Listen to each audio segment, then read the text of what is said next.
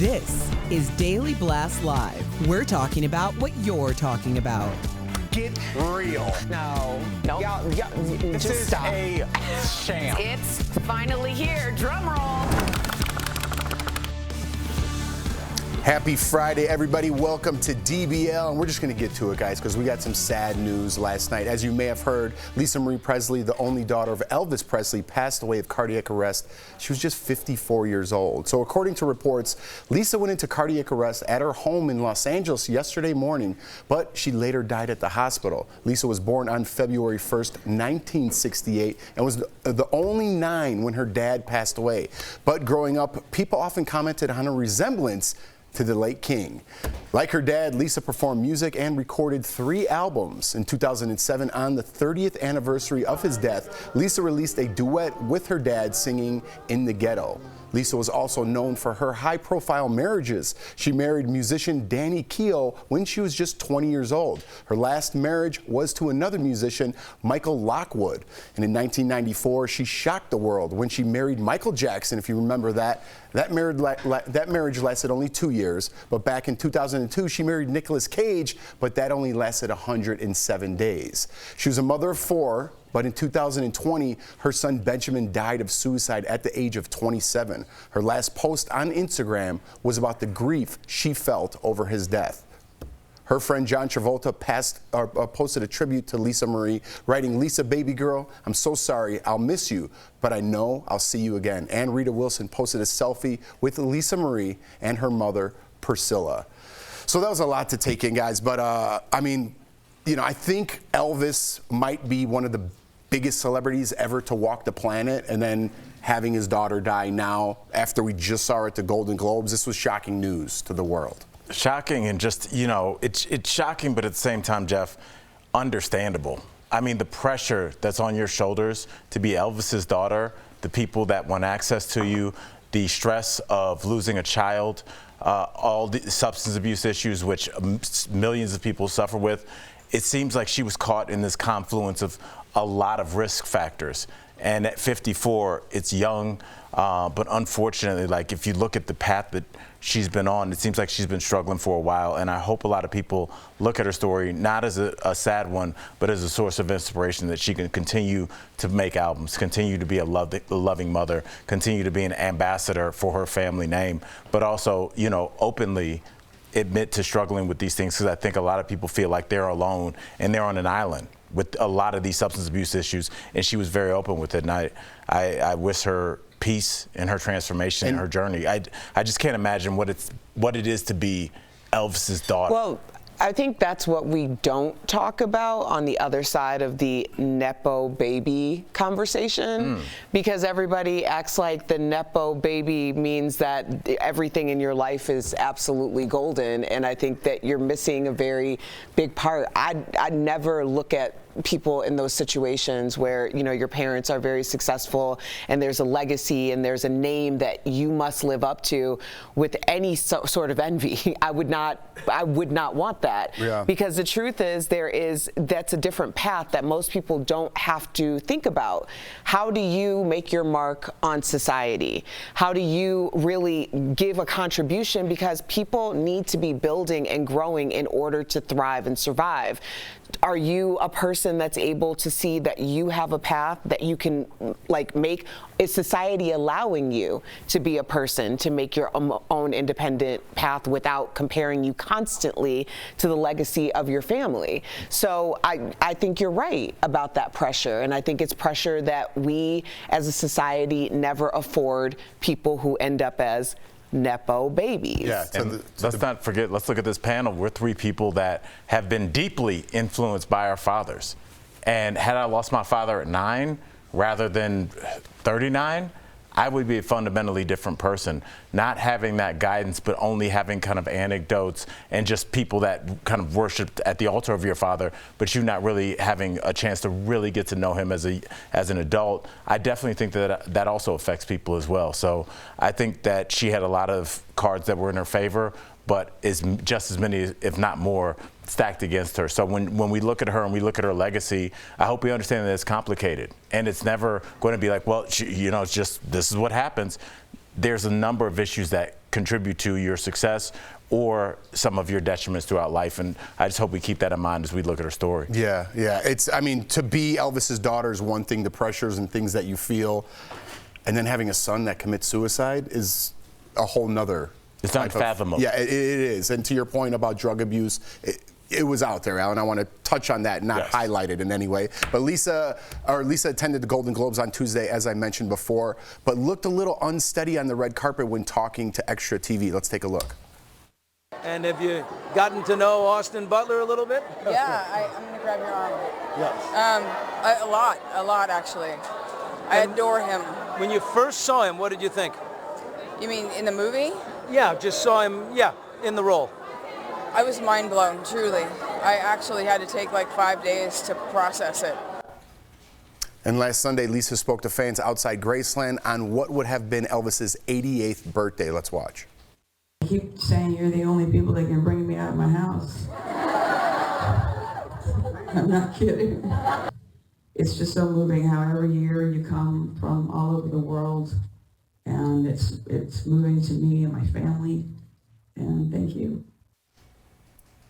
Look, it's tough now in today's day and age. I'm not criticizing, I'm not making fun, I'm not highlighting, right? She didn't look great, okay, at the Golden Globes. I'm not making fun. Please don't, I have no empathy or remorse. That's not it at all. I'm trying to talk about the elephant in the room. You talked about drug use. We just talked about how her father was the biggest star to ever walk the planet, how her son committed suicide. Those are weights that we can't fathom, okay? So when I say she didn't look great, those are the weights of the world coming down on her.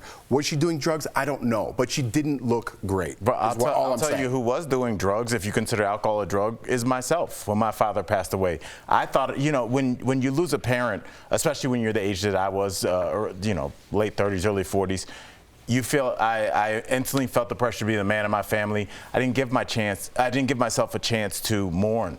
I immediately, let's call the medical examiner. Let's get his birth certificate. Let's go clean his place out. And you're doing all these things, and people saying, you're so strong. And you're like, you know what, I am strong. And then I looked up and I was like, you know what, I haven't had a day where I haven't drank in about a year and a half. That's weird. And it's because you are trying to numb this. You talk about weights on your shoulder. It's a mountain on you. Yeah. And then to lose a child. Yeah. To numb yourself would be self-preservation at that point. If you don't have the friend group in place and medical staff in place to make sure that you are okay, and even then it's treacherous. So like you said, there's no disrespect and no shade when we're talking about this. We're talking about her as a human being and not just her as a famous person. And I hope people understand, when you talk about famous people, they're just people. Yeah. That's Elvis's daughter, but she's a person that lost everything that she had in the world. So the idea of her allegedly, possibly numbing herself is, first of all, besides the point. But if that's what we're discussing, it's very plausible, quite frankly, because I lived it. I walked through that. So I understand where she's coming from probably a lot more than most. Yeah, thank you for that, Al. Thank you. I appreciate that. I wonder if she's going to be buried at Graceland. Yeah, that was a good question. You asked that in the meeting. I was curious about parents. that. I'm just curious. We haven't heard anything, but I'm sure we'll know in the days to come. Coming up on DBL, we're going to switch gears a little bit to our interview with Harry Hamlin. What does he have to say about his wife, Lisa Rinna, leaving the Real Housewives? And Chelsea Clinton? Chelsea Handler weighs in on cancel culture in the comedy world, but she says it'll never happen to her. If you guys watch Rush Hour, yes, you get there. That. You go. It's a new year and DBL is all the talk. Let's get it going. We had a lot to talk about last year. I'm flexing every day. And we're not stopping in 2023. I'll see you guys on the flip side.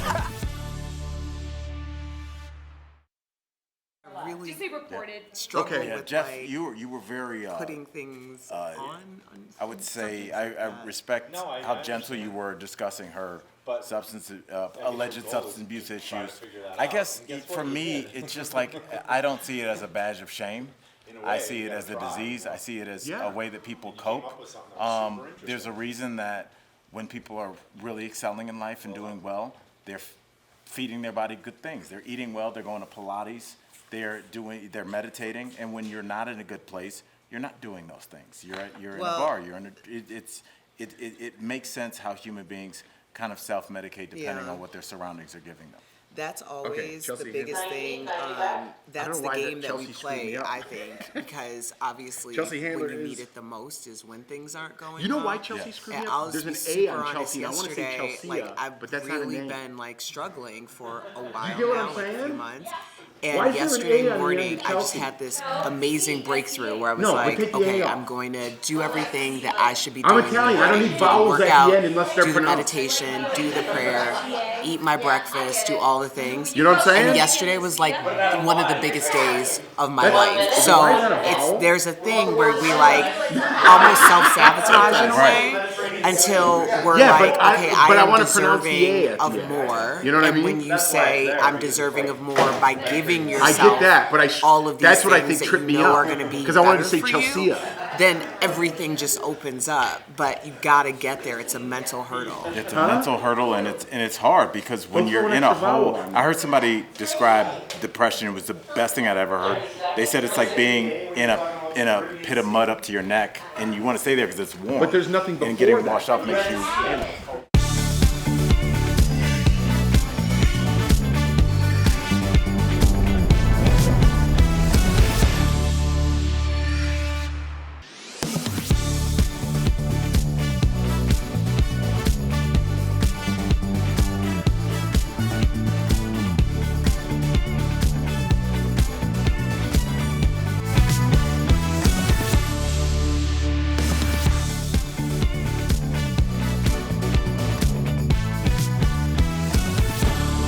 Welcome back. Chelsea Handler is sharing some thoughts about cancel culture during an appearance on The View. She was asked if, as a comedian who speaks her mind, was she worried about being canceled? Here's what she had to say.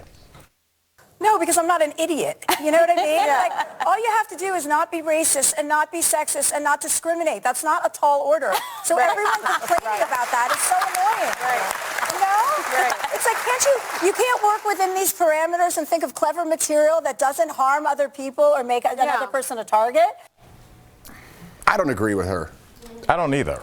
Yeah, I think she's boasting herself up to a side where she can't be canceled in some sort of way, right? She's a comedian. She says off-putting things, but if I said the same things that she said in her show, I would have more likelihood of being canceled than she would. I think context is important. Yeah. If you are an entertainer of any sort, you are bringing your like if you said the things that I say, you could get canceled. For you know? sure. I mean, Yeah, referring to because yourself as a black woman, that's going to be. I have in the past. I've apologized. No, I do think that what first of all, I like Chelsea Handler. I know that she could be very polarizing. I like the woman, okay? I'm a fan. I just watched the last special. And I think it's because she walks that line. And she walks the line with context based on her level of understanding. She's very transparent about it. It's almost like saying, you know, I always liken it to this idea of like, if you put something out there, then people can't use it against you. Like, oh, to Barack Obama, did you smoke pot? Yeah, well, did you inhale? Yeah, because that was the point. Right. You know, you put it out there yourself. Oh, thank you. You put it out there yourself because it takes the sting out of it. It takes the ability for people to use it against you away from it. And I think she handles that very well, and that's why she's successful. And I do believe what she's saying is true, but context is so important. Right, it's not that easy, what she's saying. It's not that easy, and also she's speaking as a comedian and as a comic myself. Our job is to push the line. Your job is not to go out there and say, hey, you know, I really love my wife and kids. Life is good. Thank you. Good night. You have to go out there and be like, you know what? My wife did something the other day, and I swear I was about to insert here. Now, if you read that on a piece of paper, you'd be like, this person should be arrested. But in the context of comedy, if you sit there and you know their personality, you can understand these things. The reason that comedy is always in a comedy club or theater is it needs to be in context.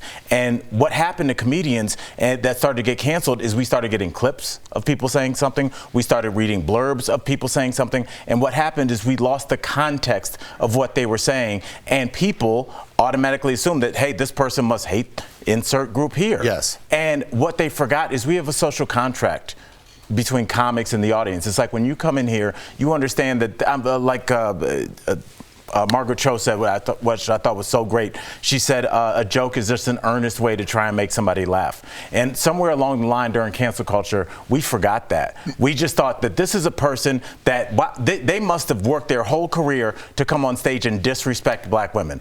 I don't think that's the case. Maybe it is. Sometimes. Maybe it isn't. But we have to judge each person individually and when it happened. There were people that got caught up at the beginning of cancel culture that probably didn't deserve to be. There were people that probably skated during cancel culture that shouldn't have. So let's not act like this is a perfect system and this is being run by some AI computer somewhere. These are human beings with emotions. We're biased towards some people. We're negatively biased towards others. So let's not forget that there is a lot of margin for error in terms of who gets canceled. So just remember that and try and give more of a thoughtful answer than just don't be racist. Yeah. I think that's super weak.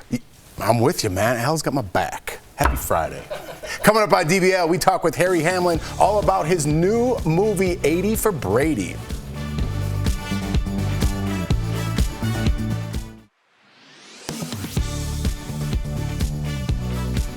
According to the latest data from the CDC, almost 20% of kids and teens ages 2 to 19 are obese. That's about 14.7 million children. We spoke with a doctor about these new guidelines and are getting you the facts. Our sources, the American Academy of Pediatrics, or AAP, pediatrician Dr. Soren Johnson with Novant Health, Robin Hood Pediatrics, and the CDC. According to the CDC, 12% of kids 2 to 5 are clinically obese, and it only gets worse from there, with 20% of kids 6 to 11 suffering from obesity. This is something that's kind of accumulated over years, and the percentages just keep moving up. So let's take a look at those new guidelines. They recommend initial interventions requiring upwards of 26 hours over 3 to 12 months of intense in-person behavior and lifestyle treatment, which include coaching on nutrition, physical activity, and changes in behavior. AAP states this approach should be used for kids 6 and older, but it could be used for those as young as 2. After intensive therapy, the AAP states weight loss drugs should be considered for adolescents as young as 12 years old, and 13-year-olds with severe obesity should be evaluated for weight loss surgery. They are trying to bring that to the forefront and say, look, we should be talking with our patients at a younger age and considering this. It used to be kind of 16 years old and up that we would consider that bariatric surgery as an option. Dr. Johnson says medication and surgery would be used in extreme cases, and it's important for families to speak with their doctors to figure out what's best for their children. With your Verify Fact Check, I'm Megan Bragg.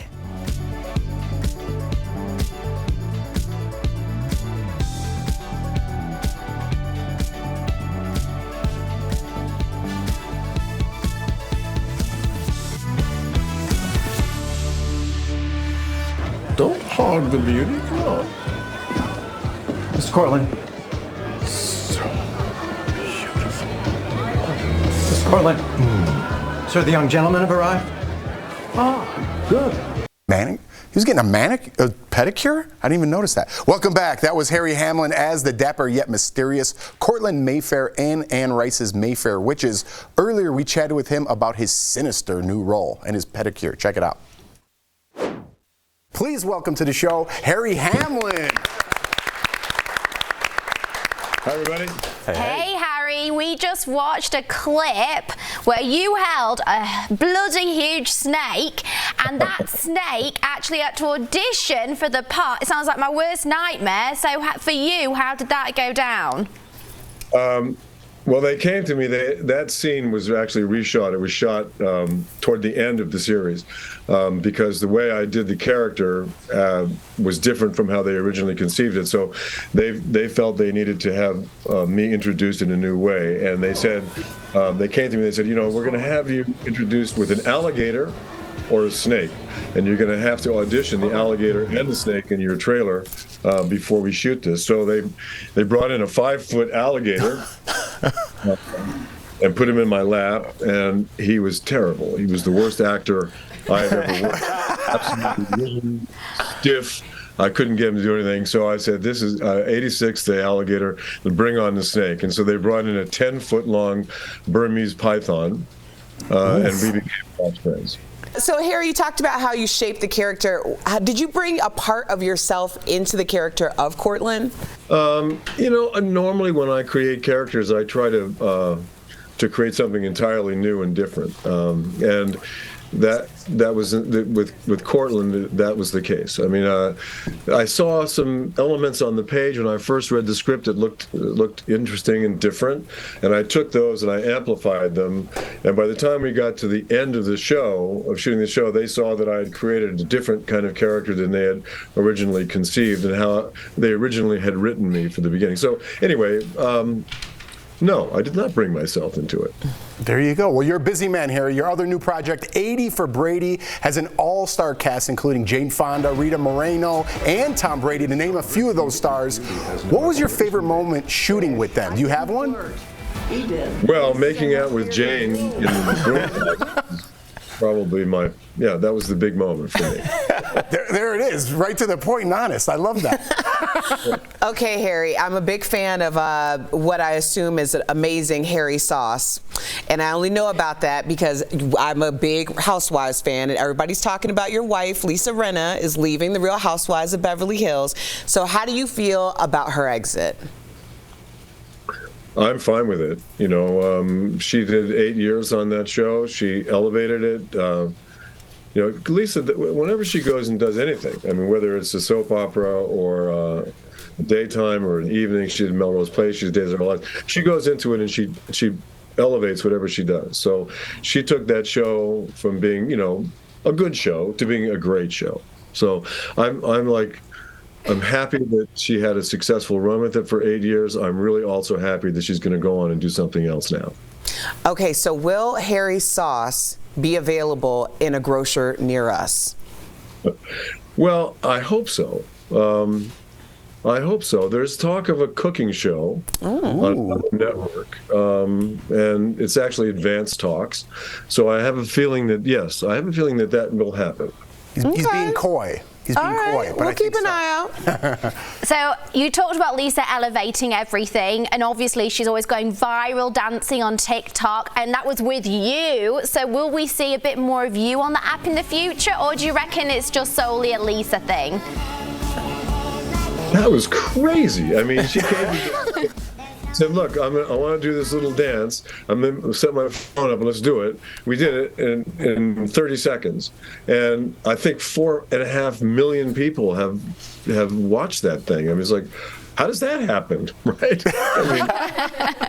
Well, Harry, we wish you the best. You got a lot going on. The best to you and Lisa. We can't wait to taste that sauce. That's right. Coming to a store near you. Maybe.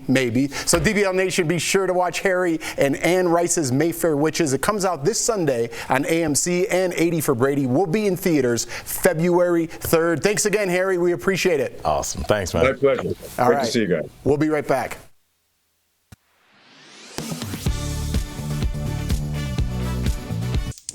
One in 3 homes has a natural gas stove in the kitchen, and a new study links childhood asthma to the appliance. So there was a lot of confusion on social media when headlines claimed the federal government is considering banning gas stoves in response to the study. So let's verify. Is there a national ban on gas stoves in the U.S.? Our sources are the Consumer Product Safety Commission and the White House. The CPSC is an independent government agency that regulates the manufacturing and sale of some consumer goods, like stoves, in the U.S.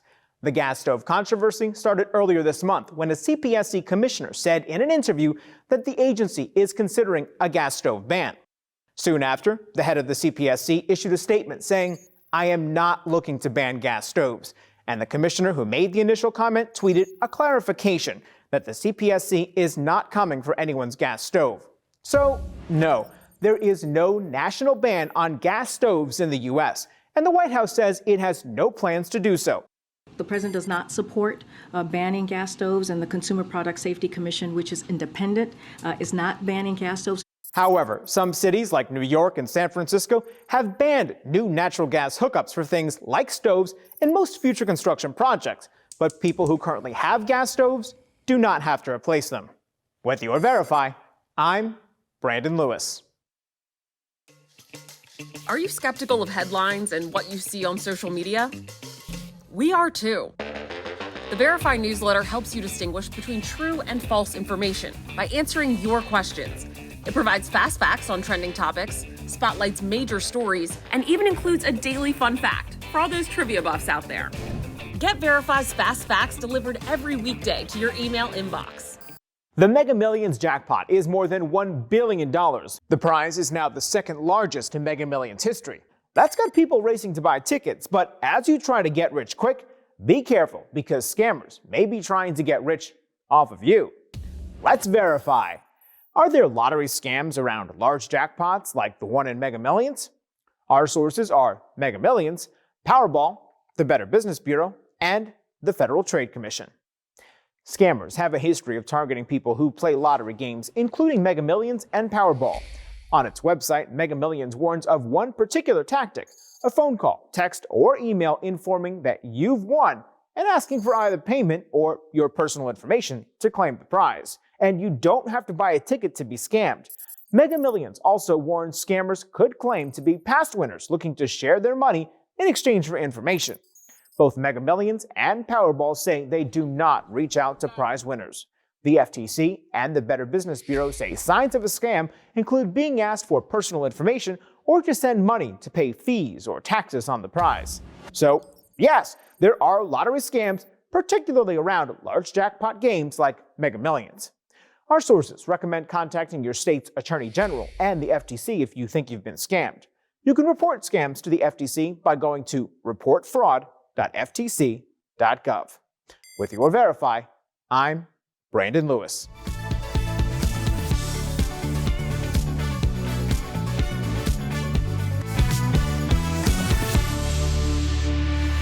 Welcome back. Winter weather is in full swing, and we've got some tips on what to keep in your car in case there's an emergency. That's today's Auto Alert, sponsored by Ox Car Care. First up, pack a thermal blanket in your spare kit in case winter conditions leave you stranded overnight. I don't know why that makes me think of Erica.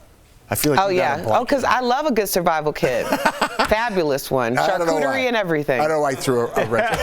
Next, make sure you have a phone charger in your car to keep your device powered so you can call for help. And lastly, have an ice scraper and de-icer so your windshields and windows can be cleared before hitting the road. Ox Car Care is dedicated to providing you with an amazing auto protection plan experience that works with your budget. If you're looking for better car care, give them a call today at 800-687-1821.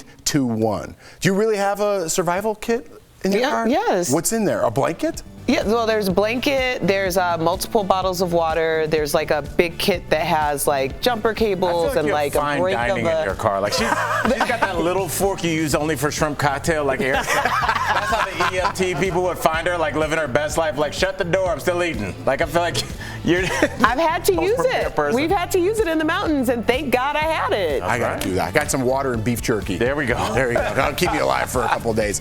See you guys on Monday. Have a great weekend.